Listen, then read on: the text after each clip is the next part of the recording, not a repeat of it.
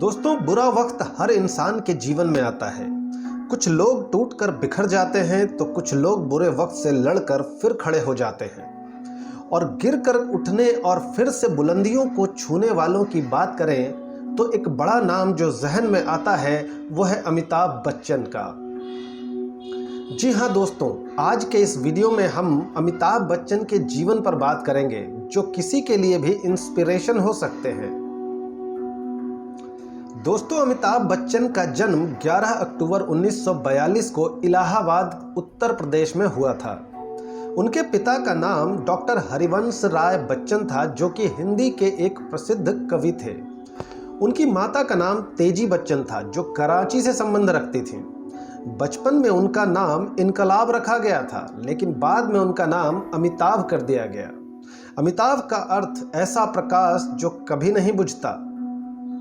अमिताभ बच्चन की मां थिएटर में गहरी रुचि रखती थीं और अमिताभ बच्चन के करियर के चुनाव में उनकी मां का भी बड़ा योगदान रहा था, क्योंकि वह हमेशा इस बात पर जोर देती थीं कि उन्हें सेंटर स्टेज पर अपना करियर बनाना चाहिए।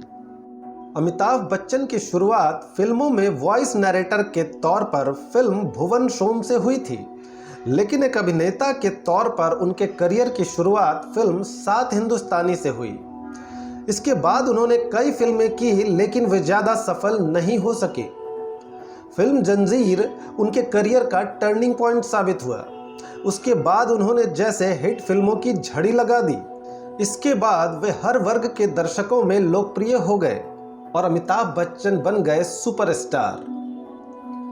अमिताभ बच्चन को 26 जुलाई 1982 को कूली फिल्म की शूटिंग के दौरान गंभीर चोट लगी थी, जिसके चलते उनकी स्थिति इतनी गंभीर हो गई थी कि ऐसा लगने लगा था कि वह मौत के करीब जा चुके हैं। तब देश भर में उनके लिए प्रार्थनाएं की गई और दुआएं मांगी गई, और शायद इन्हीं दुआओं ने उन्हें नई जिंदगी दे दी और अमिताभ बच्चन फिर से स्वस्थ हो गए। चोट के बाद उन्हें लगा कि अब वो एक्टिंग नहीं कर पाएंगे, तो उन्होंने राजनीति का रुख कर लिया।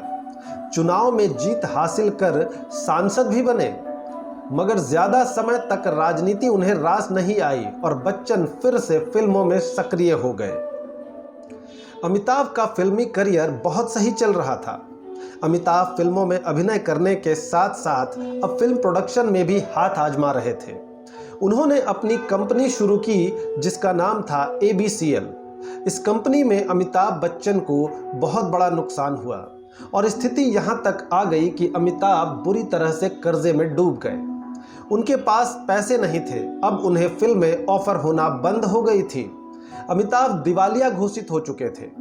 अमिताभ बताते हैं कि कर्जदारों का दबाव बढ़ता जा रहा था। बंगलों की नीलामी का तलवार सर पे लटक रहा था। रातों की नींद और दिन का सुकून जा चुका था। तब एक दिन वो यश चोपड़ा से मिलने उनके घर गए। उन्हें अपनी हालत के बारे में बताया। यश चोपड़ा ने उन्हें मोहब्बतें ऑफर कर दी। फिल्म ने अच्छा खासा बिजनेस किया और उसी वक्त 2001 में टीवी पर लॉन्च हो रहा था कौन बनेगा करोड़पति, जिसे होस्ट करने के लिए अमिताभ बच्चन को चुना गया। KBC टीवी पर जबरदस्त तरीके से सफल रहा और फिर से लोगों के दिलों पर छा गए अमिताभ बच्चन। उन्हें फिर से फिल्में ऑफर होने लगी। कई बड़े ब्रांड के विज्ञापन में अमिताभ दिखने लगे। अपनी फिल्मी करियर की दूसरी पारी में अमिताभ एक बार फिर से लोगों के दिलों पर राज करने लगे। देखते ही देखते फिर से अमिताभ बुलंदियों को छूने लगे और अब तक अमिताभ बच्चन बुलंदियों पर कायम है। तो दोस्तों, जीवन में गिरना कोई बड़ी बात नहीं है, मगर गिरकर फिर से उठना अगर सीखना है तो अमिताभ बच्चन से सीखा जा सकता है। दोस्तों, अगर आपको ये वीडियो पसंद आया हो तो इसे लाइक करें और शेयर करें और हमारे चैनल को सब्सक्राइब करना ना भूलें। धन्यवाद।